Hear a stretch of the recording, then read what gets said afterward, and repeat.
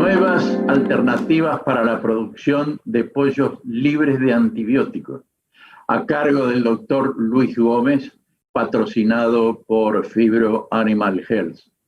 Es médico veterinario de la Facultad de Veterinaria de la Universidad Central de Venezuela, Maracay, Aragua, Venezuela, de junio del 94.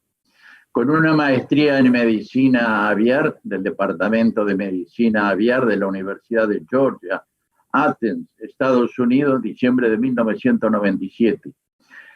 De experiencia profesional muy extensa, trabajó desde inicios de los 90 en Venezuela y antes de este milenio empezó a trabajar por 10 años para empresas de los Estados Unidos como Fort Dodge Animal Health, Purdue Farms y Elanco Animal Health.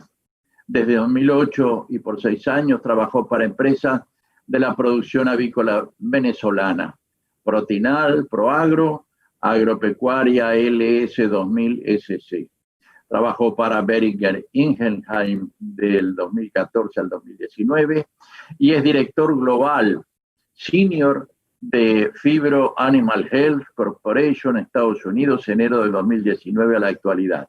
Servicios técnicos de salud intestinal, soporte para toda la cartera de salud intestinal de las aves de corral a nivel mundial, ayuda al desarrollo de herramientas de apoyo al marketing y ayuda de diagnóstico. Gran cantidad de publicaciones, integrante de varias asociaciones, colegios y sociedades. Adelante. Buenos días, muchas gracias Isidro por la introducción. Muy agradecido a la audiencia por recibirme en esta presentación. Hoy voy a hablar sobre las nuevas alternativas para la producción de pollos libres de antibióticos. Mi nombre es Luis Gómez y soy el director de Servicios Técnicos Globales de Phibro Animal Health. Voy a iniciar esta presentación no como una clase de mercadeo, pero lamentablemente nuestro mundo se rige por estas reglas. Y quiero hablar básicamente sobre las etiquetas que hay en el mercado en Estados Unidos en este momento. Van a conseguir etiquetas del estilo que está marcado acá como no criado con antibióticos nunca. Tenemos etiquetas como en el lado 2 que habla sobre aves que fueron producidas libres de jaula. En el punto 3, aves que fueron producidos a campo. Tenemos también, tomando mucha énfasis, la número 4, que es aves producidas orgánicamente. Y bueno, el punto que nos trae a esta presentación, que es el punto 5, las aves criadas sin antibióticos. De esto hay una gran confusión en el mercado, hay mucha variedad, hay muchos estilos, hay unas ciertas reglas. Por ejemplo, la industria avícola americana se está encargando de educar a los consumidores que buscan información e incluso hay publicaciones como el Consumer Reports que te explica exactamente, lo cual no voy a hacer en este momento, pero ustedes lo pueden buscar, que te explica cada una de estas categorías y cómo es el esfuerzo de mercadeo de estas nuevas formas de vender carne de pollo. ¿Okay? Inclusive la industria ya como gremio se ha dedicado a explicar muy bien toda esta forma de mercadeo, qué significa farm raised, qué significa orgánico, qué significa libre de antibióticos. Que inclusive han tenido que ir hasta qué significa carne blanca, qué significa proceso verificado por el Departamento de Agricultura, e incluso una de las etiquetas que tuvo más problemas en un tiempo, que fue producido naturalmente. También quisiera aprovechar la oportunidad para hablar un poco sobre cómo va la evolución de esta forma de mercadeo.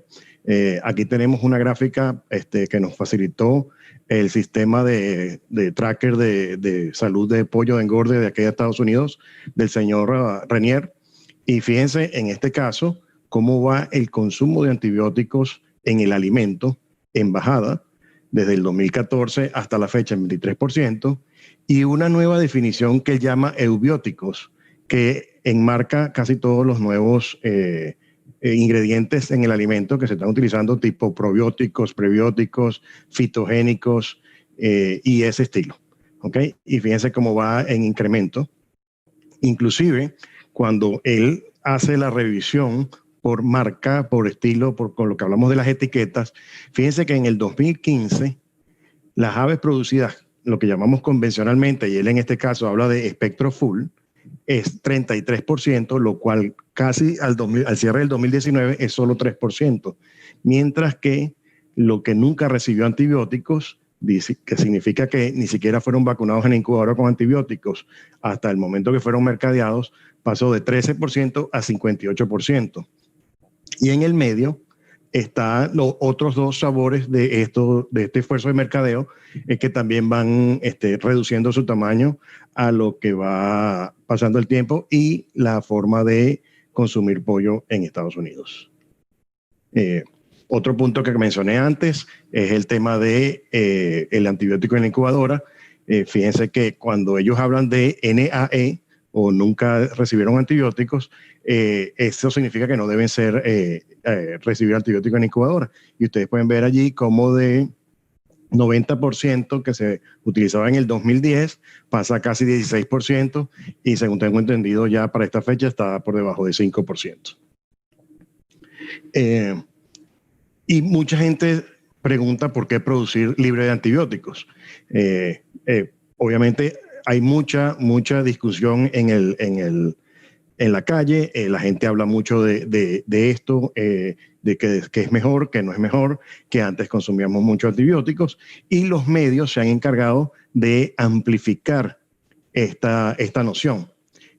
Obviamente hay un tema de resistencia a antimicrobianos que es real, que se ha documentado muy bien en los hospitales, y la comunidad científica se ha encargado de llevar y explicar bien esto, obviamente buscando soporte de gobiernos y obviamente va encajando ya todo el mundo, restaurantes y mayoristas, consumidores, y vuelve a dar este ciclo, como lo explica muy bien aquí este artículo de la Universidad de Montreal.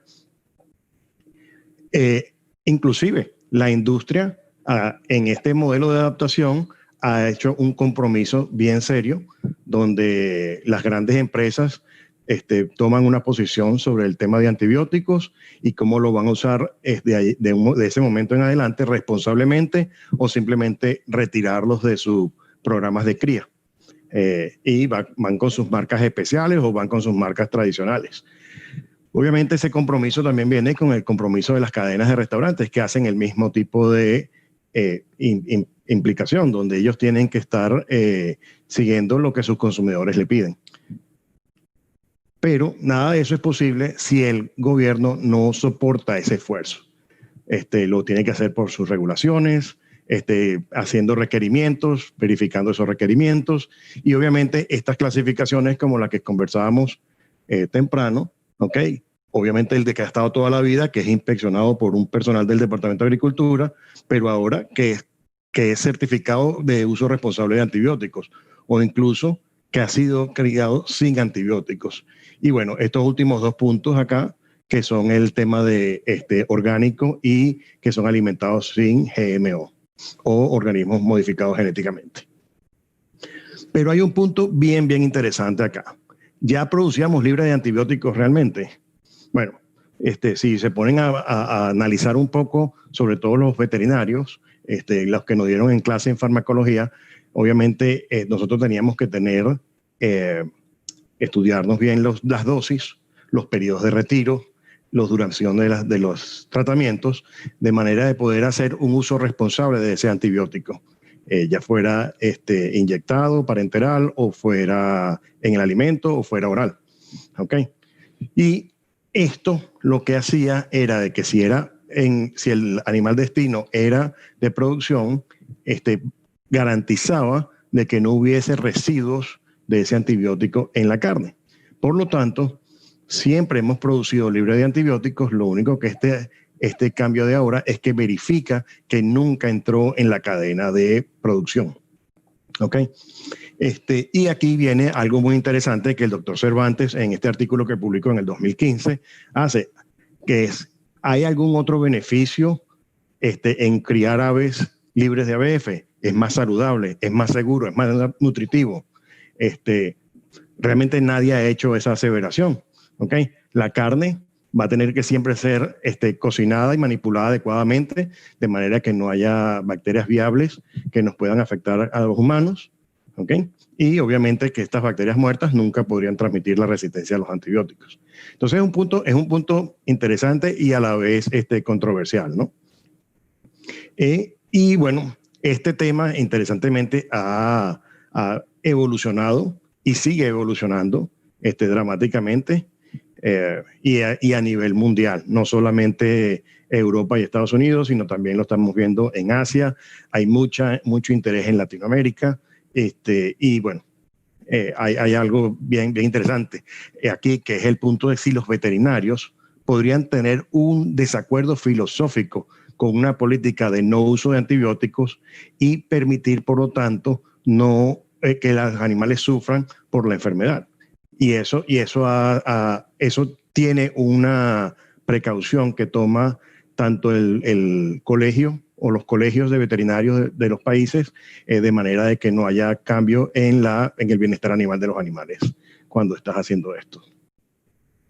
Ok, vamos a cambiar un poquito la dirección acá y hablemos de la situación en Europa. Obviamente en Europa siempre hubo uso de antibióticos para tratamiento, para prevención y para control, e inclusive para promoción de crecimiento.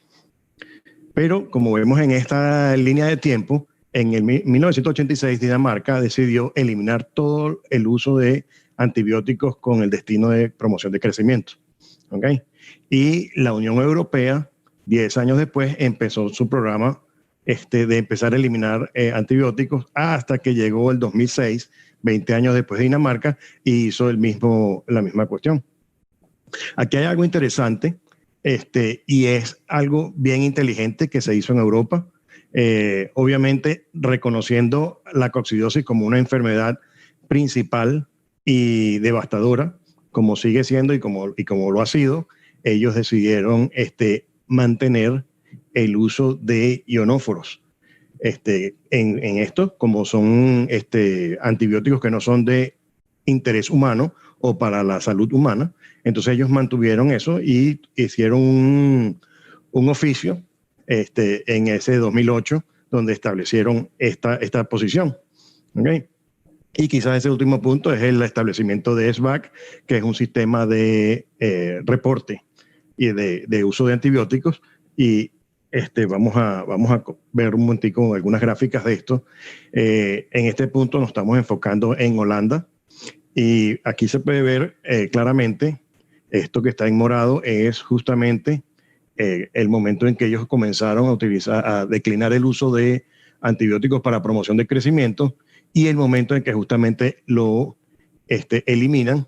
Fíjense que sigue en los años siguientes, sigue incrementando el uso de antibióticos de manera profiláctica, curativa, y en un momento ya empieza a bajar la curva, porque empiezan a utilizar más responsablemente y más concienzudamente los antibióticos y han declinado bastante. Inclusive este es un estudio que se hizo en el 2014 y luego aquí está el reporte de SBAC que sí ya llega hasta el 2019 y se puede ver cómo ya ellos más o menos llegan a una forma de meseta donde ya no están utilizando antibióticos y no hay reducción más del uso, pues.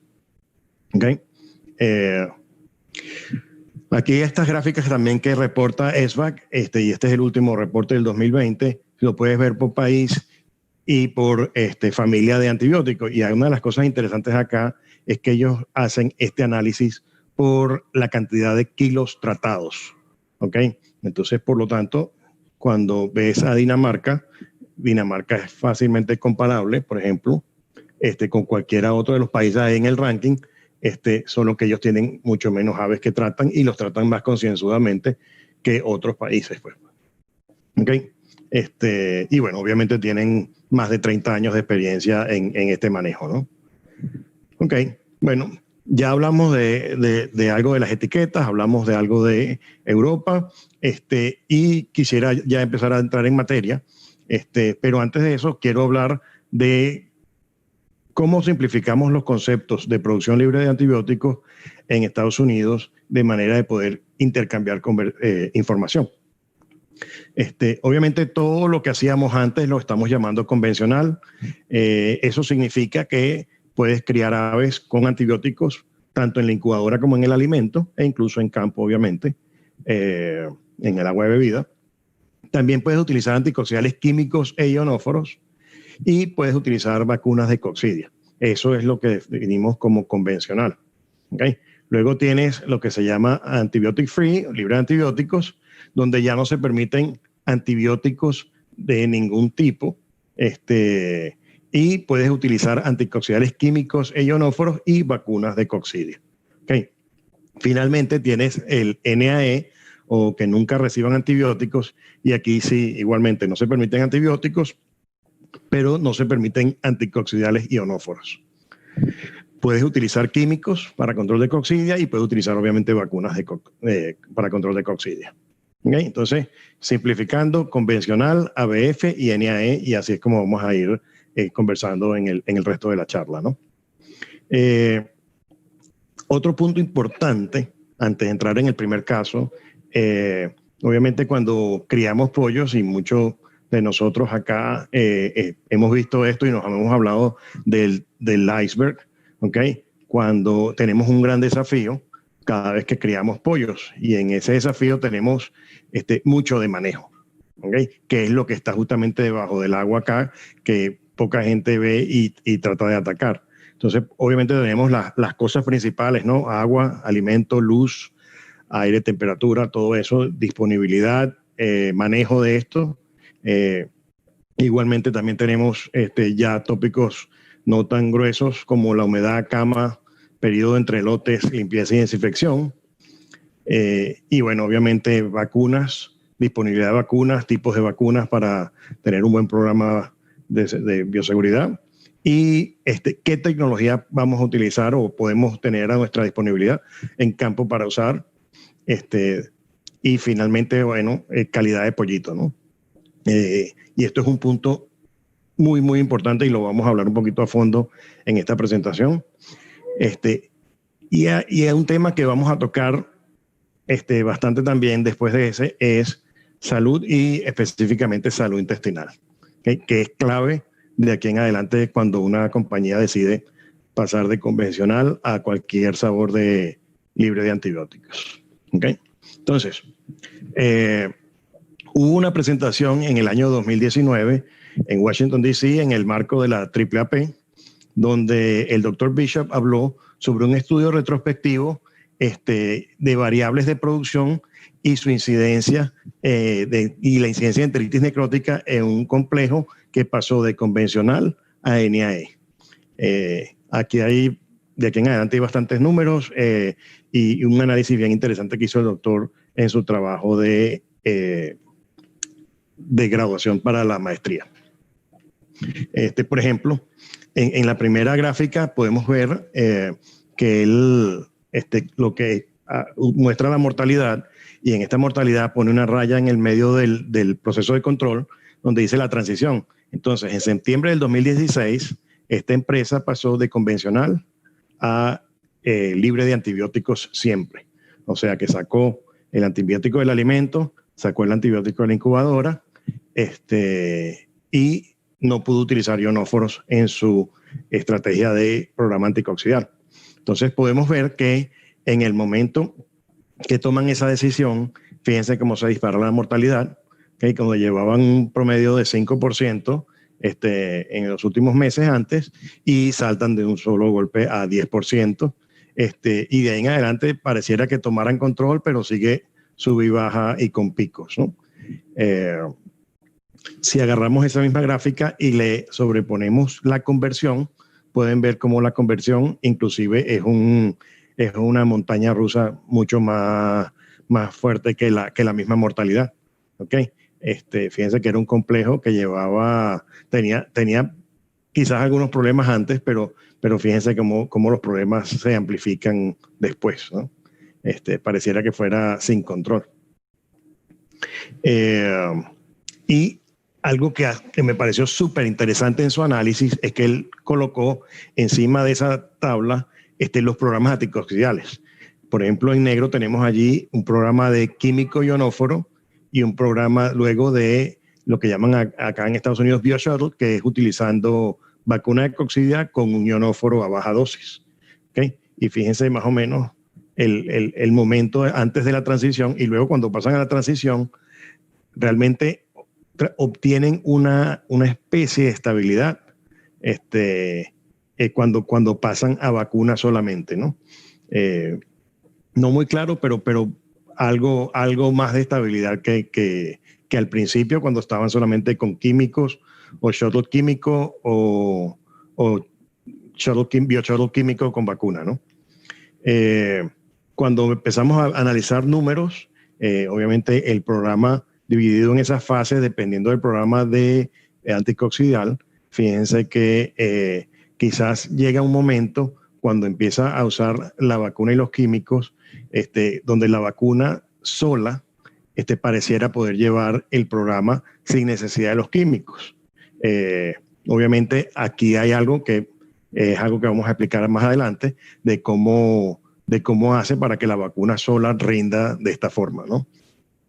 Si lo vemos por el periodo de temporada, obviamente el invierno es el periodo de más desafío acá y en muchos otros sitios, y es el momento donde tienes la peor conversión y quizás también el peor costo de producción.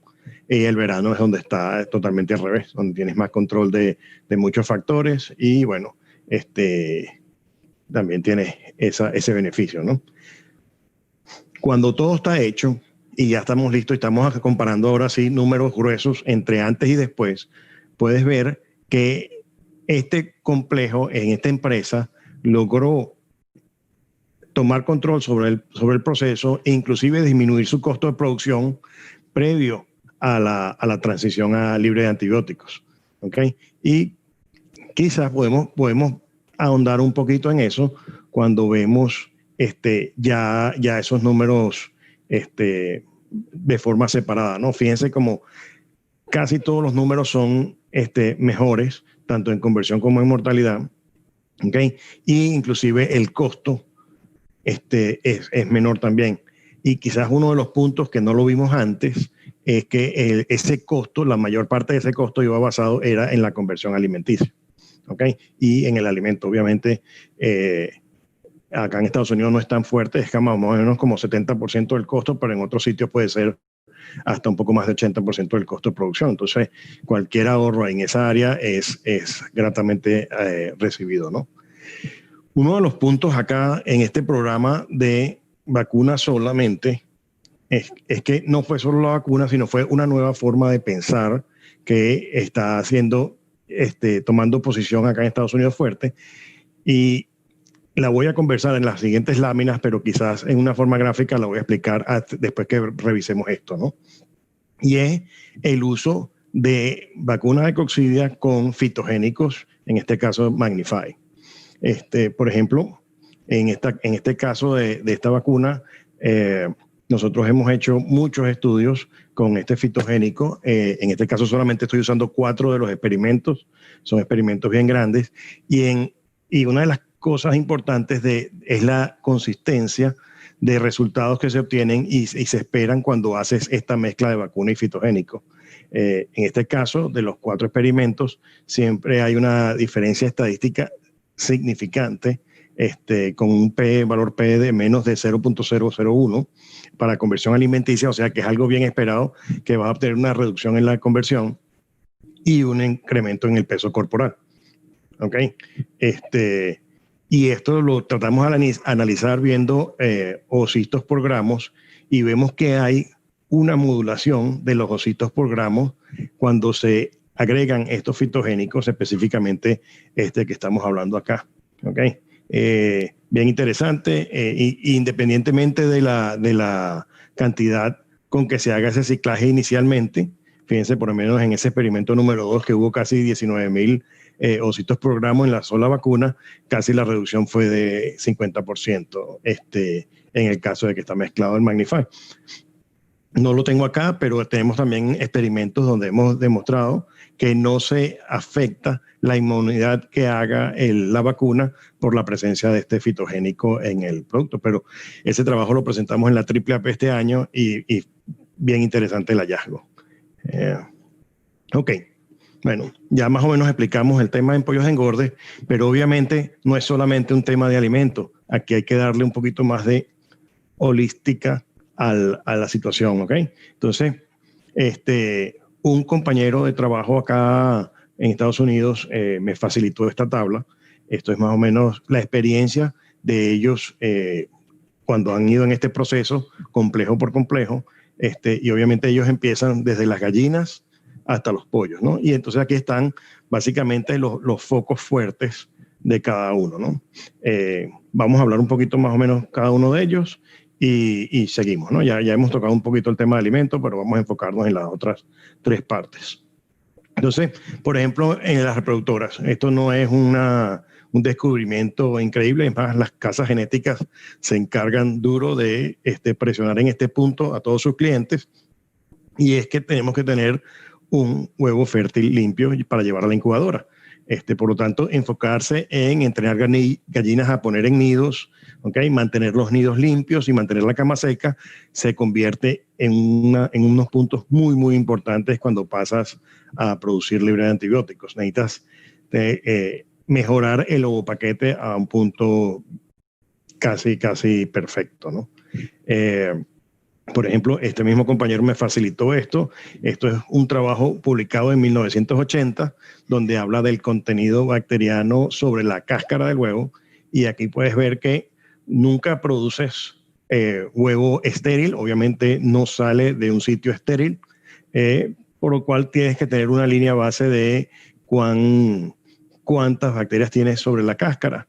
Obviamente aquí lo importante es ver la diferencia clara que hay entre un huevo limpio de nido, inclusive un huevo limpio de piso, pero cuando ves un huevo sucio de piso, obviamente estás hablando de 1,5 logaritmo, lo cual es bastante más que más del doble que lo que está en el otro. Entonces, esto es un desafío importante, fácilmente demostrable por cada quien, y realmente no vale la pena pelearlo. Inclusive el tema de cutícula, que siempre se discute mucho, sobre todo cuando se está hablando ya de lavados de huevos, y fíjense en este caso que en este estudio hecho en el año 2013 por Vine y colaboradores, ellos pudieron demostrar que sí, las bacterias penetran, y mientras más fina la cutícula, mayor la penetración es.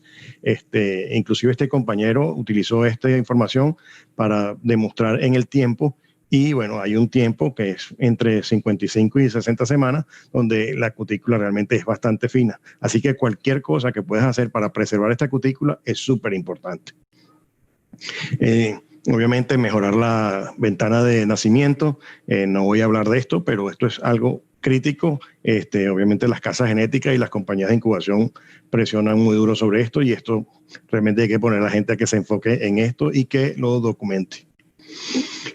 Y finalmente, esto es algo que nos dedicamos mucho los profesionales de campo, al cuidado del neonato. Quizás tiene un nombre más bonito ahora, pero siempre las recepciones, el cuidado del pollito desde el momento del nacimiento hasta que llega a la granja, y luego los primeros 7 días, es crucial para el éxito de esta cuestión. Okay. Quizás uno de los cambios más interesantes que yo he visto en Estados Unidos ha sido el cuarto de preparación de vacuna y el sitio donde se almacena la vacuna. Esto ha tenido una evolución significativa, con decirles que parecen hospitales pequeños dentro de la incubadora, huelen a hospital, están limpios como un hospital, y la gente que está allí trabajando respeta el sitio como si fuera un hospital. Inclusive muchos de ellos tienen cámaras de flujo laminar, de manera de hacer toda la preparación de los biológicos allí, ya que no están los antibióticos ahora para defender cualquier situación de error en ese sitio, ¿no? Obviamente, si tienes un proceso de vacunación in novo, es crucial que no estés vacunando huevos sucios, huevos explosivos, nada de esto. Esto se vuelve cada vez más importante. Y finalmente, esto es uno de los puntos más interesantes, es la limpieza y la inspección visual. Esa responsabilidad recae netamente sobre los supervisores incubadoras, de ver que el trabajo está siendo hecho correctamente. En este caso, estas fotos indican un sitio donde ya estaba limpio, y obviamente no está limpio. ¿Okay? Y bueno, si hay personal de control de calidad o aseguranza de calidad en las incubadoras o en la empresa, pues es importante utilizar todas las herramientas que están a la mano para mantener y documentar y llevar ese proceso de manera que todo el mundo pueda aprender qué está pasando y cómo corregirlo. Esto me hace recordar algo interesante que por ejemplo, los diabéticos, un diabético no sabe si es diabético, si está controlando su diabetes, si no la mide todos los días. Esto es muy similar a eso, ¿no?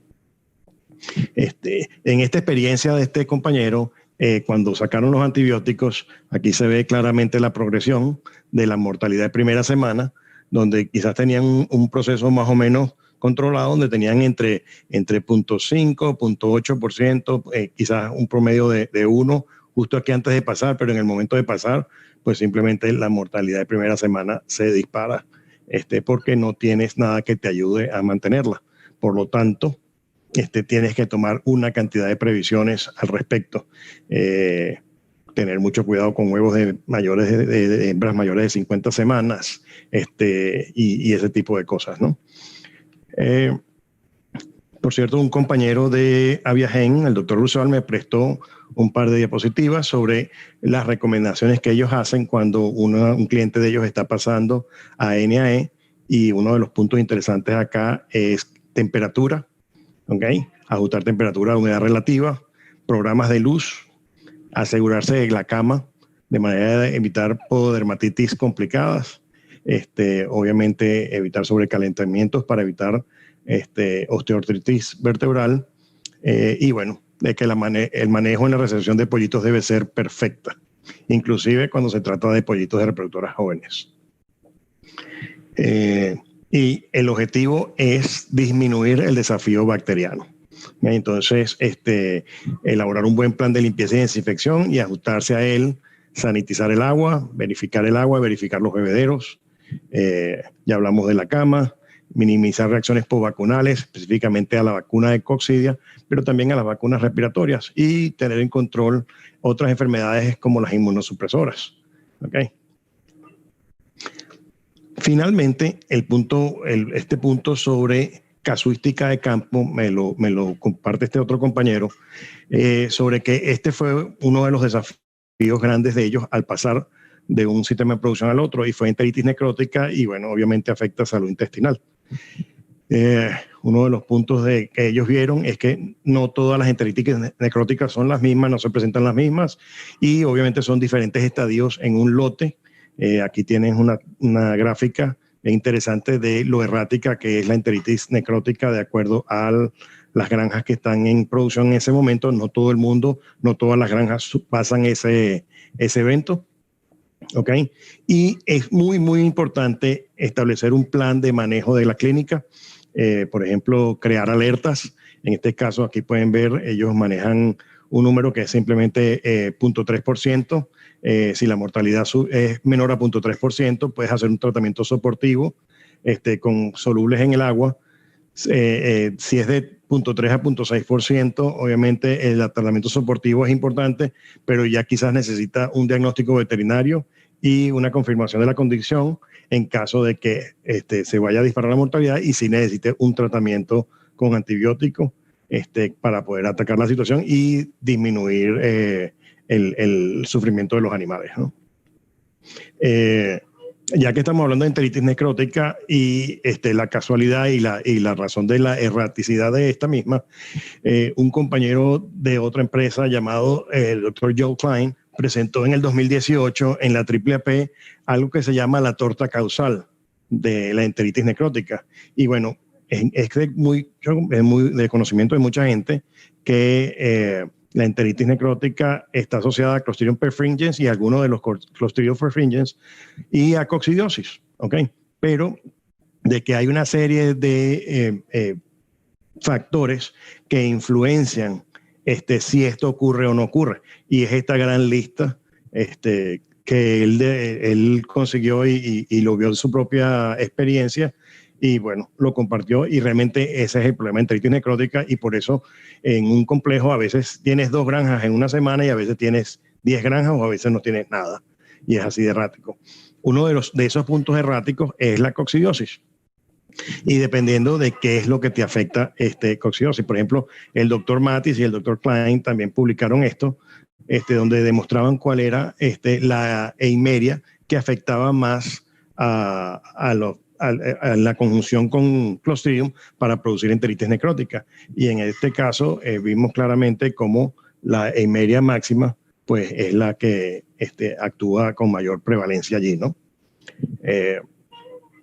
Y para eso llegamos a este punto, que es que debemos cambiar el dogma de cómo hemos hecho decisiones en programas convencionales y cómo lo contrastamos con los nuevos programas. Por ejemplo, cuando me tocaba a mí, en mi trabajo anterior, hacer esto, yo solamente tenía que empezar en el programa de control de coccidia. El nutricionista se encargaba del programa de antibióticos de crecimiento, y quizás había alguna otra cosa que agregábamos, ya fuera un prebiótico o algo que estuviera de moda que queríamos probar, y revisábamos dos cosas: objetivos zootécnicos y salud intestinal. Y salud intestinal bien lejitos allá, mayormente objetivos zootécnicos. Hoy día hay un cambio interesante, ¿okay? Que es que nos vamos ahora más como un cuadrante, donde obviamente seguimos manteniendo el control de coccidia, y dependiendo de donde vivamos y donde trabajemos, tenemos que preocuparnos por vacunas o químicos o inclusive ionóforos, ¿no? Pero tenemos ahora toda una lista de algo que nos ayuda a modular la respuesta del control de coccidia, que son todos estos fitogénicos y aceites esenciales que juegan un rol bien interesante en este nuevo concepto, ¿no? También tenemos en otra área del cuadrante los probióticos y los probióticos, que son también otro cuadrante bien importante. Y los ácidos orgánicos terminan cerrando este cuadro, donde han demostrado también su beneficio en los programas nuevos de cría. Y también los anteriores. El objetivo final de esto siguen siendo objetivos zootécnicos y salud intestinal, y la única razón por la que puse salud intestinal de primero es porque en este caso podríamos utilizarlo como aquello que nos va a avisar que va a haber cambios en los objetivos zootécnicos si algo empieza a fallar. ¿Okay? Entonces, la salud intestinal es muy importante estarla monitoreando. Y eso tenemos muchas formas de hacerlo. Podemos agradecerle a Johnson y Reed por haber inventado ese primer método de hacerlo hace casi 50 años. Y me gustaría pasar un rato acá explicando un poquito esto, ¿no? Fíjense, muchas compañías de la industria aliada o incluso de la misma producción, ellos han desarrollado formas de analizar la calidad intestinal o la salud en general de las aves, ya sea en un lote, o sea en una granja, o sea en una integración completa, por sistemas bien definidos que definen variables. Entonces, por ejemplo, en este caso, que vamos a hablar específicamente de la calidad digestiva, es lo que tenemos aquí sombreado en rojo. Tenemos un componente de coccidia y tenemos un componente de salud intestinal general, más allá de la coccidia. Okay. Si hablamos, por ejemplo, de la coccidia, obviamente lo que hablé ahora del sistema que definió inicialmente Johnson y Reed, y obviamente lo hemos modificado tratando de adaptarnos a situaciones comerciales o realidades de campo en 50 años después. Pero seguimos revisando a cerbulina, máxima y tenela macroscópicamente, y la mayoría de la gente nada más revisa máxima microscópicamente. Okay. Otra parte de ese es obviamente la calidad digestiva, desde el pico hasta la cloaca, y bueno, 17 variables definidas, bien interesante. Hay un poquito de diferencia como lo hacen una u otra persona. Por ejemplo, las enteritis inespecíficas, hay personas que les gusta utilizar una escala de 0 a 3, ¿okay? Donde van desde algo de contenido de moco en una escala 1 hasta contenido de moco, presencia de agua, enrojecimiento de la mucosa y hasta descamación celular en un nivel 3. Inclusive hay gente que llega hasta 4. Lo importante es, dentro de un mismo complejo o una empresa, mantener una escala específica. Por ejemplo, hay veterinarios que utilizan esto o hay veterinarios que utilizan las 17 variables esas anteriores para describir exactamente cada proceso. Igualmente, hay dos formas de medir enteritis necrótica. Hay veterinarios que les gusta simplemente 0 o 1, o hay otros que les gusta medir el estadio basado en esa observación que hicimos hace un rato, donde hay diferentes estadios que puedes conseguir hasta inclusive en un mismo galpón. Okay. Ese pequeño logo que ven acá en el fondo, que se ha estado moviendo mientras hablo, es el sistema que Phibro desarrolló para hacer este seguimiento. ¿Okay? Si tienen alguna duda, pues pueden preguntarla.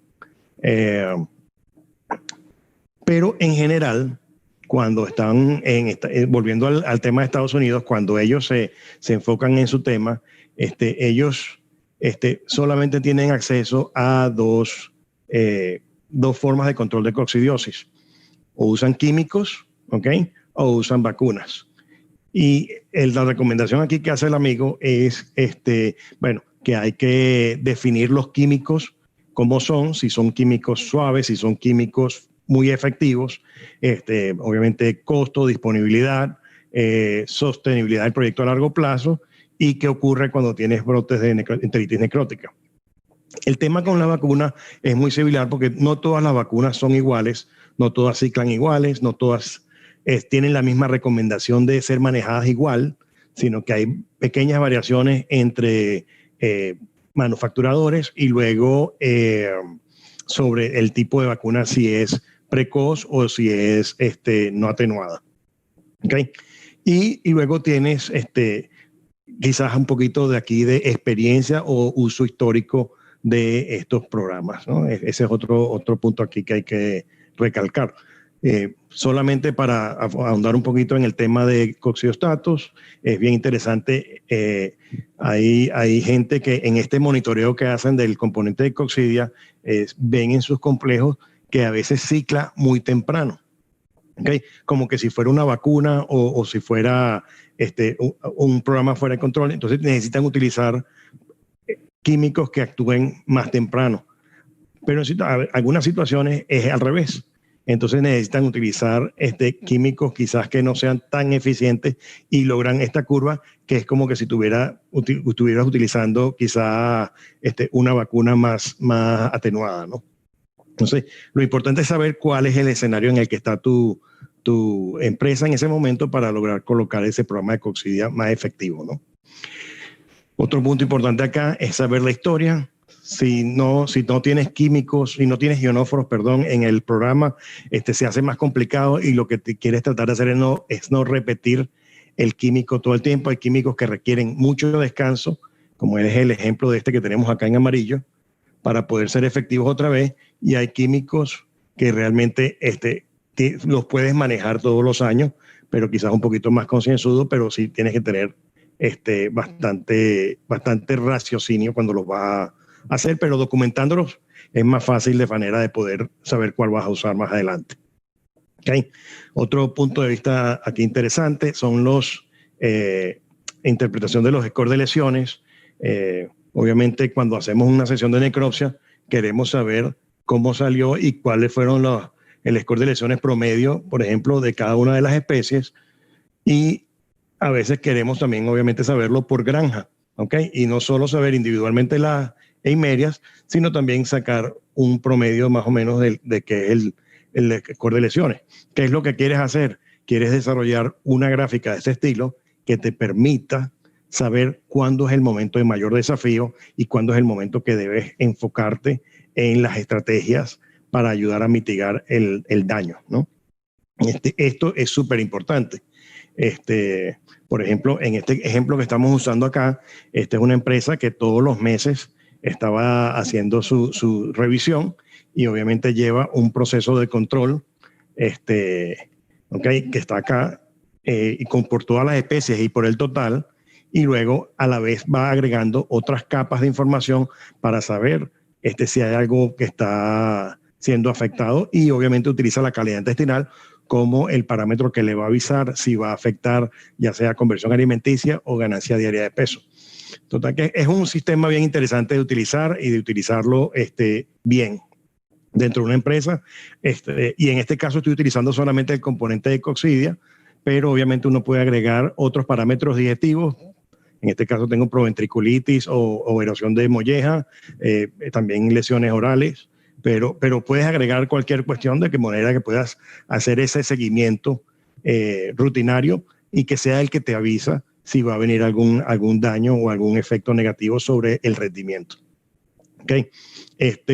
Y también te permite hacer diferenciación entre programas de cría. Acá hay empresas que utilizan 2 o 3 programas de cría dentro de un mismo complejo, que puede ser convencional y orgánico, o convencional NAE y orgánico, y obviamente puedes hacer una comparación aquí para ver si tu programa de manejo está afectando tu salud en general.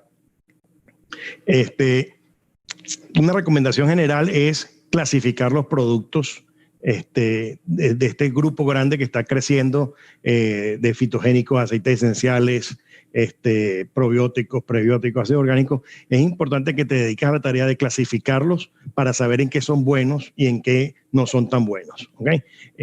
Por ejemplo, este caso, este amigo se encargó de realmente enfocarse en calidad intestinal y cuáles lo ayudan. Por ejemplo, él dice acá que fitogénicos son muy buenos cuando se trata de control de coccidia.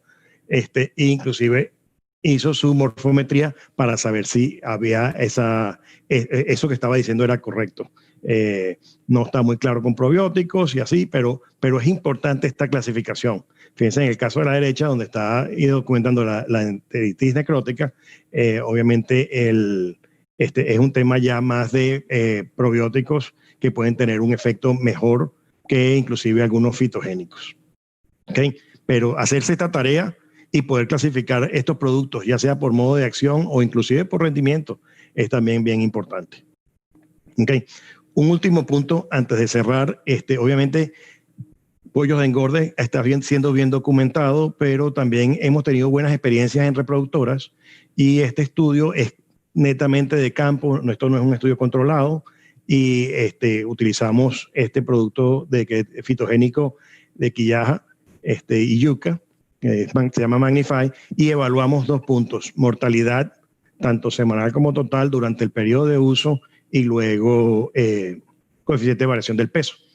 Enfoquémonos un momentico en mortalidad, donde no tuvimos una diferencia estadísticamente significativa, pero sí fue numéricamente bien agradable y comparativa contra un programa que está siendo muy de moda acá en Estados Unidos, que es con químico.